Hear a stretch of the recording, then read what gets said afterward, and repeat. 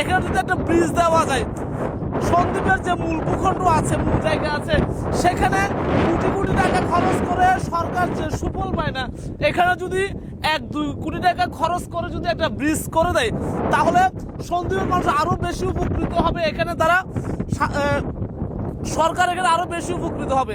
একে স্বাগত জানাই প্রিয় দর্শক শ্রোতা। আমার পিছনে ছোট্ট একটা নদী, নদীর ওপারে কিন্তু বিশাল বিস্তীর্ণ একটা চর, যেখানে হাজার হাজার হেক্টর জমির রাজাশাহী ধানের চাষ হয়, গরু মহিষ ভেড়া পালন একটা অভয়ারণ্য। এখানে সংগ্রহ করা হয় সামুদ্রিক মাছ। সন্দ্বীপের একটা সামুদ্রিক মাছের বিশাল একটা ভান্ডার হচ্ছে এই হুদ্রেখালি, কাঠগড়, রহিম আশেপাশে যে চরগুলো উঠেছে সেই চর।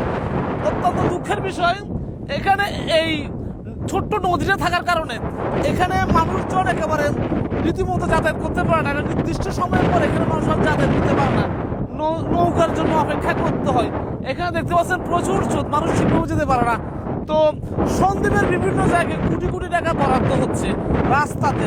আমার কাছে মনে হচ্ছে সরকার যদি এখানে 1-2 কোটি টাকা খরচ করে একটা ব্রিজ করে দিতে পারে, একটা ছোট একটা ব্রিজ করে দিতে পারে, তাহলে ওই পাশে যে আপনার হাজার হাজার হেক্টর জমি আছে, সেখানে মানুষজন একবারে স্বাচ্ছন্দ্য যেতে পারবে, তারা ঠিকভাবে চাষাবাদ করতে পারবে, যারা গবাদি পশু লালন পালন করেন তারা ঠিকভাবে আসা যাওয়া করতে পারবেন, যারা মাছ আরোহণ করেন তারাও কিন্তু ঠিকভাবে যাতায়াত করতে পারবে।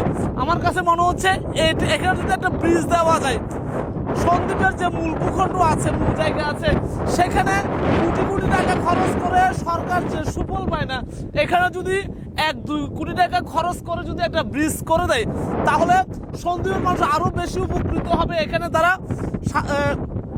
সরকার এখানে আরো বেশি উপকৃত হবে।